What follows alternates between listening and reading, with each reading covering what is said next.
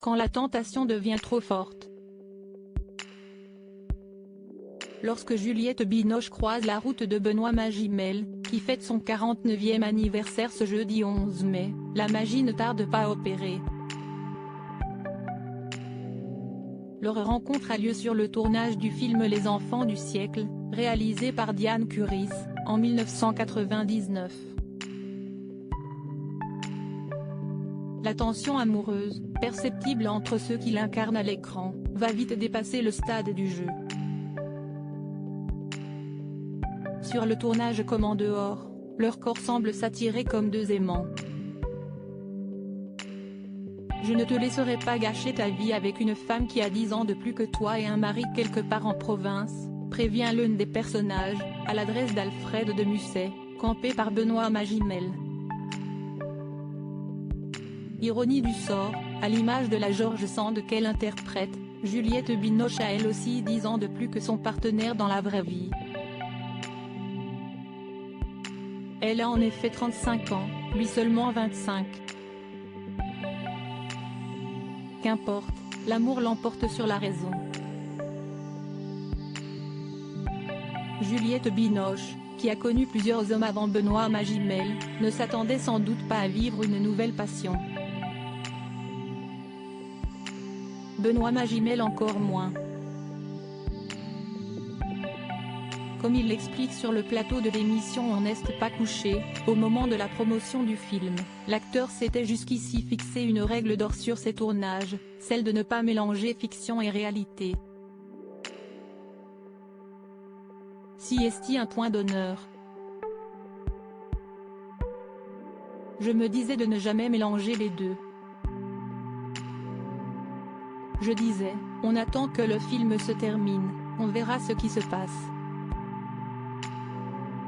Je n'aime pas cette ambiguïté, je n'aime pas ce rapport. Ça me dérange, explique alors l'acteur. Mais comme le souligne la réalisatrice, présente face à lui ce soir-là, le film n'a pas eu le temps de se terminer.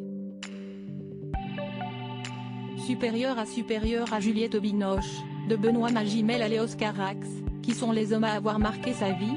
La naissance imprévue d'un couple, nul doute que sur le tournage, les émois amoureux du jeune couple les aident à jouer. Diane Curis, qui assiste à la naissance de cette histoire d'amour, ne peut qu'être émue. C'était très émouvant et très troublant.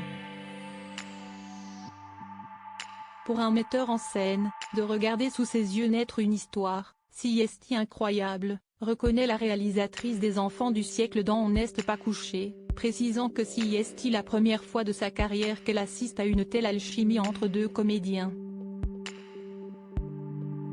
Si certains couples demeurent très attachés aux traditions, ce n'est pas le cas de Juliette Binoche et Benoît Magimel.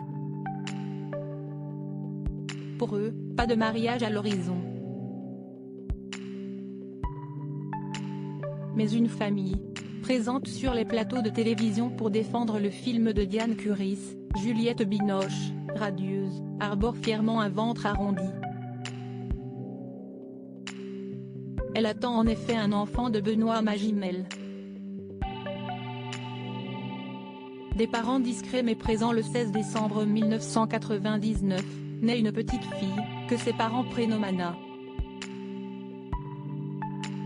Ce bébé est une dose d'amour supplémentaire pour le couple qui est déjà sur un petit nuage. Si Benoît Magimel découvre pour la première fois les joies de la paternité, il s'agit du deuxième enfant de Juliette Binoche, déjà maman d'un garçon, Raphaël, fruit de sa relation passée avec le plongeur André Allais. Conscients d'être deux acteurs en vogue, Juliette Binoche et Benoît Magimel vont tout faire pour protéger leur progéniture. Tous les deux poursuivent les tournages, mais s'organisent. À présent, leur vie est rythmée par les besoins de leur fille. L'acteur, récemment récompensé au César, tente d'être un papa présent pour Anna.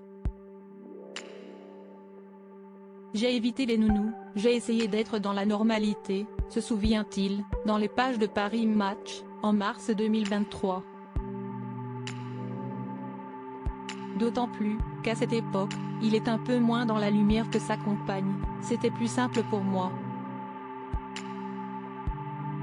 Il m'est arrivé de refuser un film si elle était engagée, au même moment, afin que l'un de nous reste auprès de notre fille. Pas question pour lui d'être un père absent, qui privilégie sa carrière d'acteur. L'absence ne se remplace pas. D'autant plus quand tout le monde vous parle de l'absent, affirme-t-il. Une rupture douloureuse, les années passent, la passion s'effrite.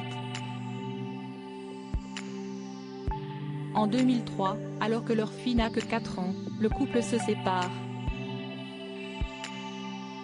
L'amour a perduré malgré les manques de communication pendant 20 ans, note l'actrice dans les colonnes de Marie-Claire.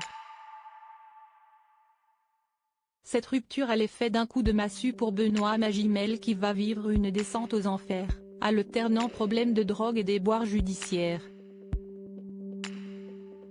Selon les confidences d'un proche dans les colonnes du magazine VSD, l'acteur a eu très mal lors de sa rupture avec Juliette Binoche. Si sa nouvelle compagne, Nikita Lespinasse, tente de l'éloigner de ses démons, elle comprend qu'elle est impuissante et finit par lâcher l'affaire.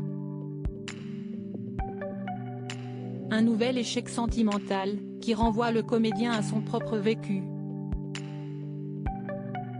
Parce que mes parents étaient divorcés, je voulais rester avec la même femme toute ma vie, avoue Benoît Magimel, il y a quelques années, dans les colonnes de Madame Figaro.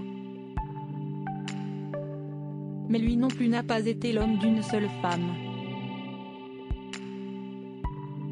Ça n'a pas été le cas. On fait tous avec nos fractures, mais il faut faire attention à ne pas charger la barque de nos enfants. Ils n'ont pas forcément les attentes que l'on projette sur eux, elles sont issues de nos manques à nous. Il paraît que le temps panse les plaies. Une relation basée sur le respect si le sentiment amoureux les a quittés, Juliette Binoche et Benoît Magimel sont semble-t-il restés en bons termes, notamment pour leur fille. Il leur arrive bien sûr de se recroiser lors d'événements liés au 7e art, comme ce fut le cas fin février, le soir de la 48e cérémonie des Césars, au cours de laquelle l'acteur a été auréolé du César du meilleur acteur pour sa performance dans Pacifiction, tournant sur les îles d'Albert Serra. Dès le lendemain, l'intéressé reçoit les félicitations de son ex, via les réseaux sociaux. Bravo Benoît, je suis si heureuse pour toi, écrit-elle simplement. Des mots simples, mais qui disent beaucoup de leur relation à l'heure actuelle. Crédit photo, @bestimage direction artistique gala.